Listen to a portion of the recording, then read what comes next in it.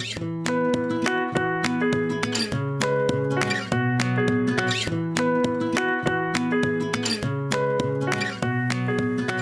rule of Nero can be divided into three parts. The first lasted for 5 years, and with the help of his mother, it's known as the golden time of the Roman Empire. The second time lasted for 6 years. It started when he killed his mother, and this is the time of Nero's decline. The last part lasted for 3 years, and it's when Nero went insane because he killed his second wife and their unborn baby. It started when Agrippina, Nero's mother, poisoned her husband, Emperor Claudius. By the way, this happened about the time when Paul was at Ephesus during the third missionary journey. The death of Claudius brought about Nero's reign, and he was 16 years old and had absolutely no interest in ruling the most powerful empire in the world. No. His interest was in the arts, drama, poetry, music, even chariot races. Still, his mother made it happen, and she was there to help him rule. And she did rule. She brought about many good changes. She did away with secret trials. She cracked down on corruption, took more power back to the Senate, slashed taxes. She banned capital punishment, gave more rights to the slaves, and banned the animal blood sports. She tried to do away with the gladiators and replace it with Greek wrestling, but that didn't work out.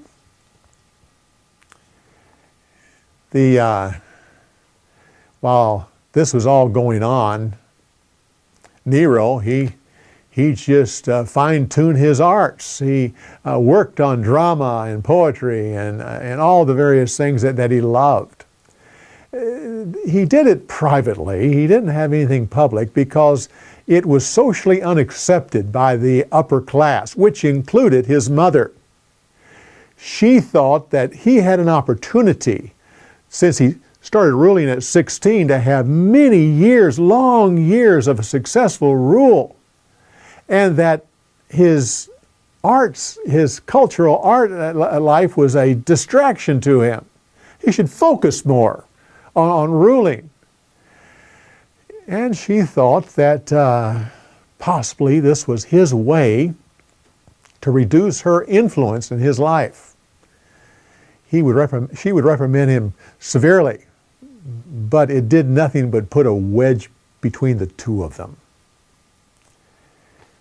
She finally realized that he just wasn't interested. Matter of fact, he even talked about giving up the throne and going as a full-time poet and drama. In time, she started moving towards helping her stepson, the full son of Claudius, realizing that he really would make a good emperor, especially with her help. Well, when Nero found out about this, he had his stepbrother poisoned. He then banned his mother from the palace, put her in a villa just outside the city. Well, she kept coming to the palace anyway. He told the servants just to ignore her. But it was during this time that he started having an affair with Papapina, a married woman of the social class. She wanted to drive a larger wedge between him and his mother, and to reduce her influence in his life. Kept calling him a mommy's boy. Kept saying that he ought to be more independent like the other Caesars. Well, in time, Nero realized that he might want to marry Proserpina. He was already married. He had married Claudius's daughter when he was only 16 and had never had any interest in her at all. But he realized that if he was to divorce his wife, his mother could be a great influence against it. So he decided to kill his mother. He arranged for a ship to go across a lake, carrying his mother across the lake, and halfway across that the ship would sink and drown her. Well, it did sink, but she swam to shore, went into a house. When Nero realized that, he sent a guard into that house. When Agrippina saw the guard, she pointed to her stomach and said, "Stab me here. This is where the monster was nurtured." She was 43 years old. Nero tried to broadcast the fact that she committed suicide, but no one actually bought it. This ushered in the second period of Nero's life when he had a decline. Without his mother, he had no sense of right and wrong. He was gullible to people who would flatter him. If there's a crisis, he panicked to try to make a decision. He decided to go public with his arts, to live a dual life. He would have his imperial life and that of an artist. He started partying down in the brothel with his friends, started carousing with the artist of low reputation, would get drunk publicly. He would be in plays and often played the part of a woman. The common people loved this, that an emperor came down to their level and would actually relate to them. And in fact, Nero had a natural ability to relate to the common people that most of the emperors did not have. Still, the ruling class did not appreciate. This was scandalous to them. It's not that they didn't appreciate arts. They liked drama and poetry and music. It's just that these professions were reserved for slaves and public performance of low character. No, it just wasn't acceptable. It was during this time that Paul appealed to Nero, appealed to Caesar, and of course Nero was the Caesar at this time. Nero finally found out that his girlfriend, Proserpina, was pregnant with their child. He knew this was the right time now to finally divorce his wife and marry his lover. He accused her of her inability to have children, even though the two of them never really did anything. And he divorced her and sent her into exile. Oh, this was not popular with the Roman people. They loved his wife. She was very popular. In fact, the fact that he divorced her and sent her to exile, they protested publicly. Nero didn't know what to do except to just get rid of the problem. So he accused his wife of adultery and had her executed. This made his popularity take a nosedive. And then came the Roman fire, the great fire of Rome. Oh, Rome had always had a problem with fires because the city was not well planned out and it was full of wooden shacks that were just with narrow streets and they're close together. Except this particular fire came with a heavy wind and it swept across Rome. It destroyed 3 divisions out of 14 and damaged 7 more. It is often said that Nero played the fiddle while Rome burned, but that just wasn't true. He wasn't even in the city. He was in a foreign country. And when he heard about the fire, he rushed back to help. The fire lasted for 7 days. Seemed like it kind of went out and then it flared up again and went for 3 more days. When Nero got there, he organized a relief effort. He personally paid for the debris to be cleared and bodies, and he opened up his palaces so that those who were displaced would have a place to live. He brought food so that people wouldn't starve. He guaranteed the public that he was going to rebuild Rome and build it better. And that he did. He built houses made of bricks rather than wood. They were separated from one another. Wider streets. So many things he did. Matter of fact, so much that the public treasury couldn't handle it. It went broke. So he raised taxes across the entire empire. This was not popular at all. And it didn't seem to help as much as he wanted to do, so he did something new. He devalued the currency. And for the first time in Roman history, they suffered inflation, which didn't help the people either. Still, this could have helped his popularity for what he was doing in Rome, except for the fact that the money that was coming in, he spent a large part of it to rebuild his palaces on the burnt-out area. It had the new buildings and big lawns and landscape and a 120-foot statue of himself. The people had thought that the fire was an accident, but a rumor started that Nero was behind it so he could build his golden house. Well, this rumor spread faster than the fire. Nero felt like he needed to do something to draw attention away from himself. He thought of an scapegoat. He arrested several prominent Christians, slowly tortured them until they finally broke and confessed that they had started the fire. Then he rounded up Christians from all over Rome and started executing them in the most brutal way. He fed many of them to wild beasts. He lined the streets with crosses and crucified Christians on them. He used many of them as live torches for his evening garden parties. The reaction from the people of Rome, he didn't expect it because they were appalled. He had gone too far.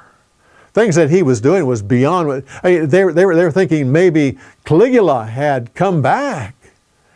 In fact, the members of the Senate and the Praetorian Guard started to think that they needed to execute him.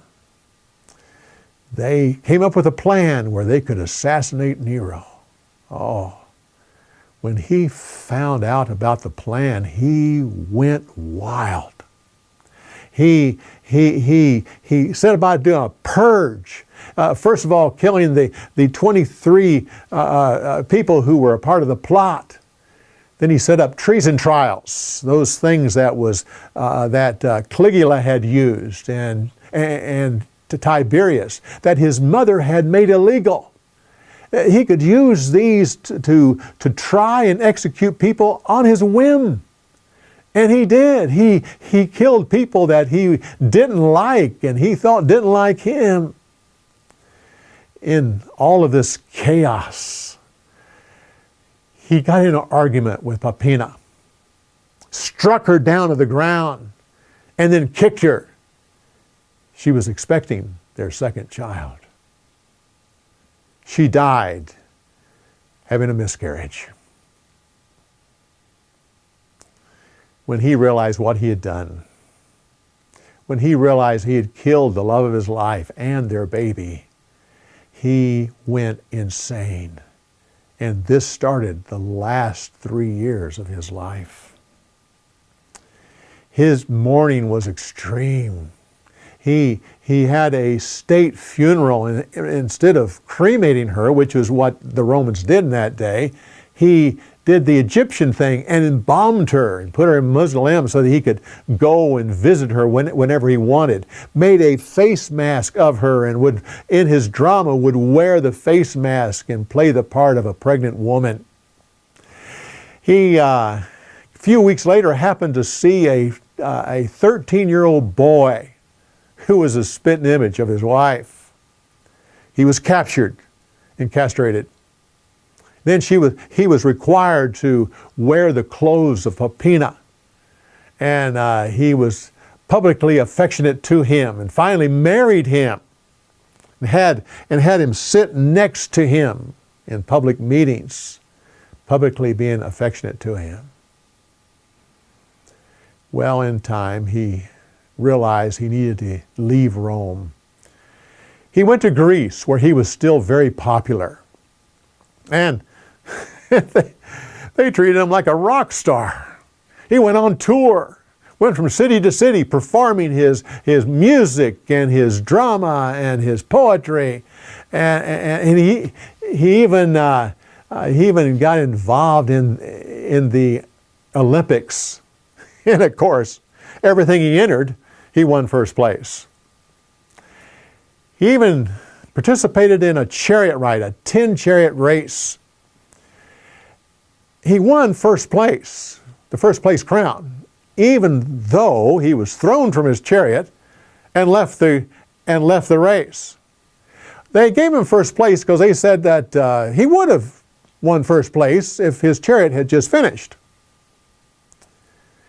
Well, it was during the time that he was in Greece that he realized that the Jewish revolt was not going well for the Romans. He decided to call in a famous retired general, Vespasian. Had him come to Greece. There he commissioned him to take 4 legions of soldiers and go to Israel and solve that problem. He then went back to Rome, where he continued executing Christians, which included the Apostle Peter and the Apostle Paul. His tax program was so unpopular it caused a tax revolt. His army was able to put down the revolt easy enough. But the result was that the governor of Spain was gaining support and popularity to become the next emperor, replacing Nero. Then he was shocked to find out that the Senate and the Praetorian Guard had sided with the governor. He left Rome quickly and went down to a port city, hoping to go back to Greece, where he was still popular, but then realized that the military officers were not obeying his commands. He had no choice but to go back to Rome. When he got to the palace, he realized that all of his palace guards were gone. He called for his friends to come to him, but they wouldn't come. And then he heard the Senate had passed a resolution that Nero was a public enemy. He dressed up in a disguise and left the city, went about 4 miles to a little villa. And while he was there, he heard the horses galloping towards him. He grabbed a knife and committed suicide. The news of his death really pleased the upper class. The ruling class, the aristocrats rejoiced. But the poor, the slave, the common people mourned his death. In fact, many of them wouldn't even believe that he actually was dead. They believed that he would come back and rule Rome once again. When they realized that he really was dead, now being in their mind a deity, that he would rise from the dead and once again rule Rome. This cult lasted for hundreds of years. He was so popular among the common people. His death ended the dynasty that was started by Augustus. It also ushered in a time of civil war, known as the Year of the Four Emperors. In the next story, I'll once again tell you about that famous general, Vespasian, and what he did to put down the Jewish revolt, and how he came back to Rome and did away with the civil war that was going on.